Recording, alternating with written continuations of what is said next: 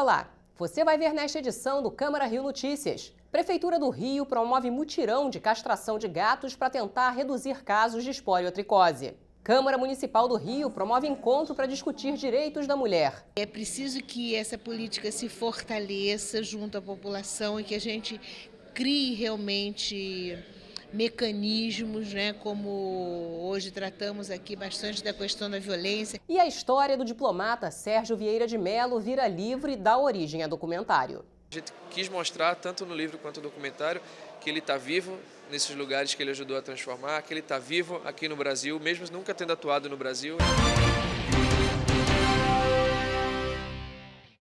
A gente começa esta edição falando sobre o mutirão de castração de gatos que acontece a partir de sábado. O objetivo é conter o aumento dos casos de esporotricose, um tipo de fungo que provoca contaminação principalmente nos gatos. Autoridades da Vigilância Sanitária admitem uma epidemia de casos da doença aqui no Rio de Janeiro.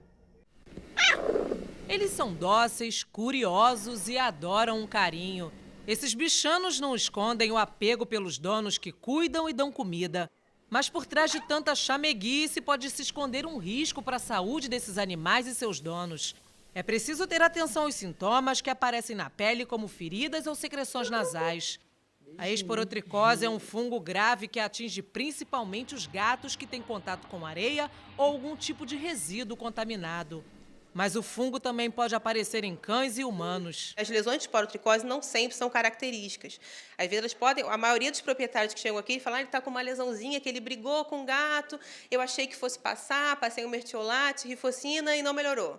Então, quase sempre eles chegam com esse histórico de um animal que vai para a rua, normalmente um animal não castrado, que vai para a rua para namorar, e aí ele acaba brigando por conta de fêmea e volta aqui machucado. Então, a gente tem esse histórico quase sempre. E aí a gente faz essa triagem, vê como é que estão as feridas, anota, passa para a ficha. Todo animal que vem de primeira vez, ele recebe um microchip de identificação. Isso é muito importante, porque a gente vê muitos animais parecidos chegando aqui, é para ter um controle nosso mesmo do animal que está vindo todo mês, para ver se ele está vindo direitinho mensalmente. E o proprietário recebe uma via desse chip que é como se fosse a identidade do animal. Ele fica com uma cópia e a gente fica com outra para poder comparar.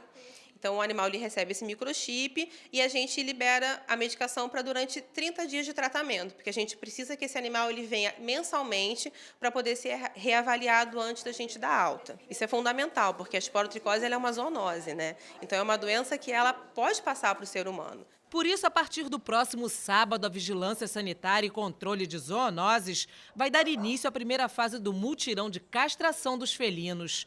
O objetivo é conter o aumento da quantidade de animais abandonados que se proliferam pelas ruas da cidade e que estão mais propensos a contrair a doença. Até o final do ano, cerca de 650 cirurgias serão realizadas. A iniciativa faz parte da campanha no combate à doença. É importante a conscientização. Então, durante o procedimento cirúrgico, os proprietários terão palestras orientativas sobre a doença, a prevenção, sinais clínicos, tratamento. Isso é importante porque a gente sensibiliza os proprietários, e isso é importante porque o diagnóstico e o tratamento precoce facilita e muito a cura desses animais. Dona Maria Goretti abriu mão da profissão de costureira para se dedicar aos gatinhos que vira e mexe aparecem no quintal da sua casa. Ela cuida dos animais gratuitamente nesse hospital da prefeitura, que fica em São Cristóvão, zona norte da cidade. Eu não conhecia essa doença. Quem me alertou sobre essa doença foi uma amiga minha. Ela falou, ela chegou lá em casa, eu tive contato com ela, através de negócio de castração. Aí ela pegou e viu um gatinho meu com um machucadinho, que inclusive não era nem dos meus. Eu peguei porque tinham jogado ele lá na minha casa, aí eu peguei, acatei ele, jogaram pelo portão, deixaram o bichinho lá. Eu falei, o bichinho está dodói, eu vou ver o que é que... Aí comecei a passar remédio, remédio não curava. Aí a minha amiga chegou lá e falou assim, Goretti, isso é esporo. Aí eu peguei e falei assim, o que é isso? Aí eu comecei a procurar saber, me interessar. Aí ela foi me explicando, falou assim, eu vou te levar no hospital onde vai tratar disso. No último ano, foram registrados cerca de 900 casos da doença só no município do Rio. A doença tem cura, mas é preciso que o tratamento seja realizado até o final. Apesar do tratamento ser longo, é um tratamento que dura assim, no mínimo 6 meses, a gente vê que a resposta também é muito rápida. Então, o proprietário ele fica animado quando ele, com 1 mês de traconazol, às vezes até antes, até uns 15 dias de tratamento, o animal começa a apresentar uma resposta muito boa. A Frente Parlamentar da Câmara do Rio, em defesa da mulher, realizou a primeira reunião. No evento foram discutidas políticas públicas que defendam os direitos da mulher na sociedade. A convidada nesse primeiro encontro foi a subsecretária municipal de Políticas para a Mulher, Comba Marques Porto, que foi acompanhada por técnicas da Secretaria de Educação.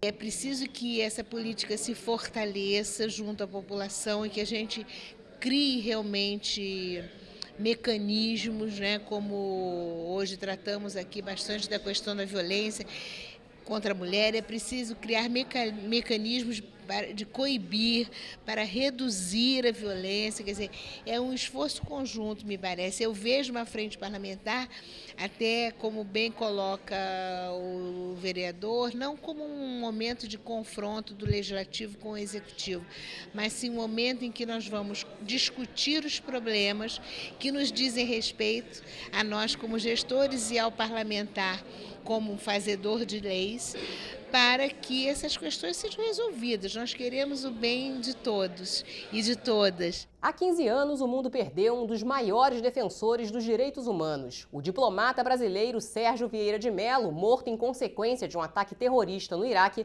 era um soldado da paz. A história desse herói virou livro e deu origem a um documentário exibido nesta quinta-feira no Palácio do Itamaraty. Sala cheia para assistir na tela as aventuras de um herói. As histórias são reais e o protagonista, um brasileiro, Sérgio Vieira de Mello.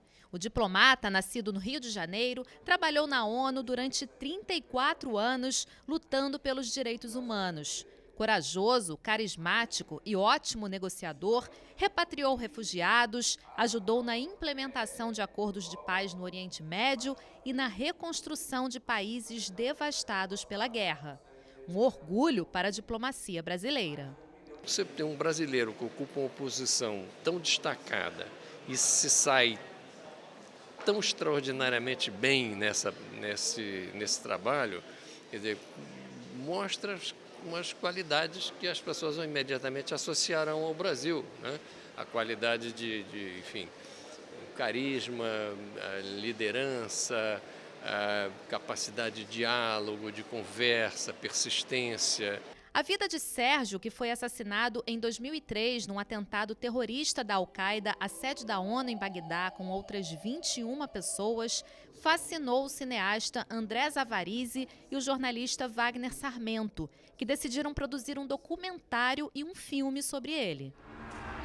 Você colocou o poste de uma bandeira na terra seca e intrusiva de Lafayette. Para entender a importância do trabalho de Sérgio Vieira de Mello, os idealizadores do projeto tiveram que estudar história.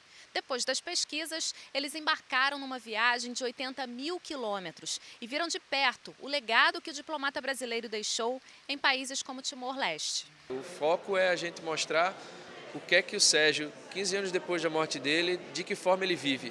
Então a gente quis mostrar, tanto no livro quanto no documentário, que ele está vivo nesses lugares que ele ajudou a transformar, que ele está vivo aqui no Brasil, mesmo nunca tendo atuado no Brasil. Ele é filho de diplomata, passou a vida toda fora, 34 anos de ONU, mas quem atua aqui no Brasil hoje em defesa dos refugiados tem o Sérgio como referência. Eu voltei uma outra pessoa, depois que você vai para países que passaram por guerras, foram devastados, tiveram problemas gigantescos, coisas que o povo brasileiro, a gente não conhece, né?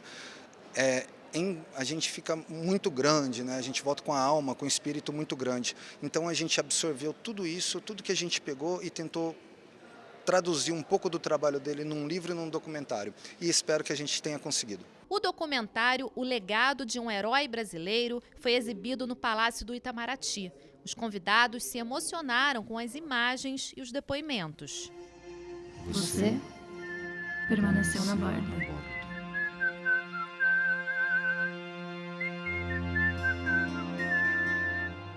Apesar do sucesso de muitas missões humanitárias, o filme não tem final feliz. A trágica morte de Sérgio Vieira de Mello deixa a sensação de que este herói ainda poderia ter salvado muita gente.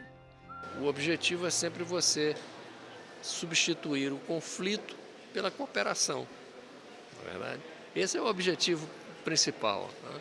E você com isso conseguir estabelecer ou manter a paz, né? É isso que ele fazia, não é verdade? E as qualidades pessoais dele é que permitiram a ele ter o destaque que ele teve. Então, isso obviamente é muito positivo para o país. Para o país, estou falando do país. Daí tem um outro lado, que é o positivo para o mundo, para o legado de obra que ele fez e que terminou com o sacrifício da própria vida. Isso tem um valor simbólico extraordinário. Ninguém pode pagar um preço mais alto que esse. E o Câmara Rio Notícias fica por aqui. Até a próxima.